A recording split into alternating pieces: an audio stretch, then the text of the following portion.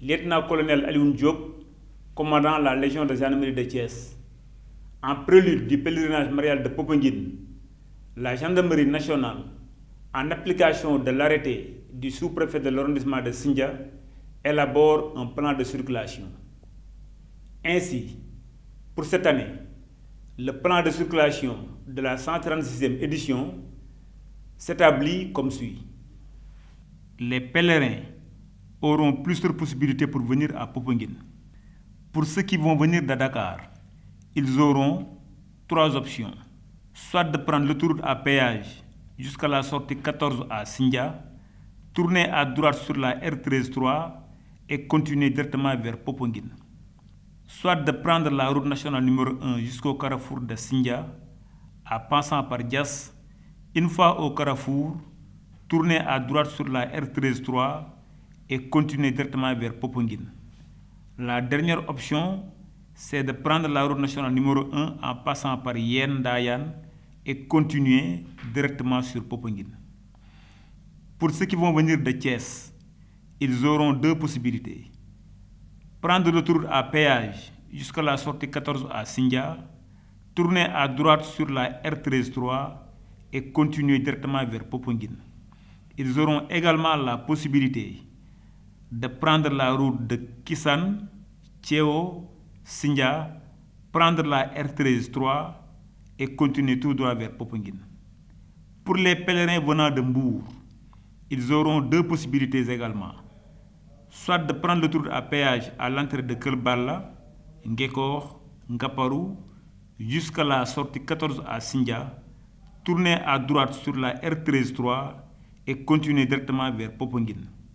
Ils auront également la possibilité de prendre la route nationale numéro 1 en passant par Gandigal, Ngekor, jusqu'au carrefour de Sindia, tourner à gauche sur la R13-3 et aller directement vers Popenguine. Au carrefour de Sindia, comme à la sortie 14, il y aura un dispositif de gendarmerie pour indiquer aux pèlerins la bonne direction. Une fois à la sortie 14, ils auront à parcourir moins de 10 km pour arriver à l'entrée de Popenguine en passant par Kinyabour. Une fois au niveau du premier dispositif de filtre des gendarmes à l'entrée de Popenguine, les pèlerins non détenteurs de Macron et de laisser passer auront 2 possibilités. Soit de se garer au niveau des parkings dédiés, ou bien prendre la voie de contournement en passant devant la mairie de Popenguine. Une fois au niveau du carrefour de Ndayan Popenguine, ils n'auront qu'une seule possibilité, c'est de tourner à droite et aller vers Ndayan, Yen ou continuer sur Dakar. Pour les pèlerins détenteurs de Macaron, ils auront la possibilité de traverser le premier dispositif de filtre des gendarmes à 50 mètres qui vont les orienter vers la gauche. Une fois à l'entrée du sanctuaire, il y aura un autre dispositif de gendarmes qui vont les orienter soit à droite pour les pèlerins détenteurs de Macaron, parking sanctuaire, ou vers la gauche pour ceux qui détiennent les Macaron, parking, abri pèlerin. Pour les usagers détenteurs de Macaron, ils auront 3 possibilités. Une fois au niveau du premier dispositif de filtre des gendarmes, ils seront orientés vers la gauche pour aller vers Tchoupam en passant derrière le village des marcheurs. La deuxième possibilité, c'est qu'ils peuvent également prendre la voie de contournement passant devant la mairie de Popenguine. Une fois au niveau du rond-point de Popenguine Ndayan, ils auront 2 possibilités.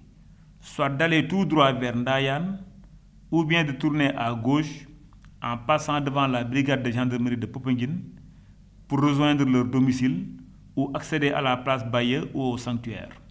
Le plan de circulation entre en vigueur à compter du dimanche 19 mai à 14 h et prend fin le mardi 21 mai à 0 h. Pour un bon pèlerinage, nous vous recommandons de veiller au respect des règles du code de la route, à la limitation de vitesse et au respect des consignes des gendarmes qui sont sur les axes routiers.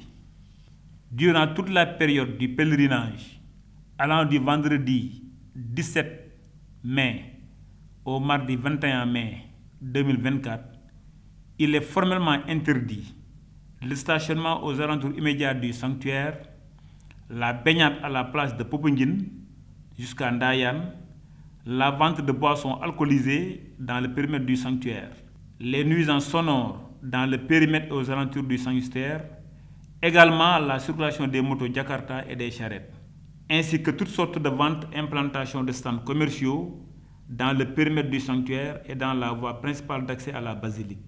Pour toute difficulté ou incident rencontré en cours de route ou bien à Popenguine, vous pouvez appeler la gendarmerie au numéro vert ci-après, le 1 2 3 ou le 800 00 20 20. La gendarmerie nationale vous souhaite un très bon pèlerinage.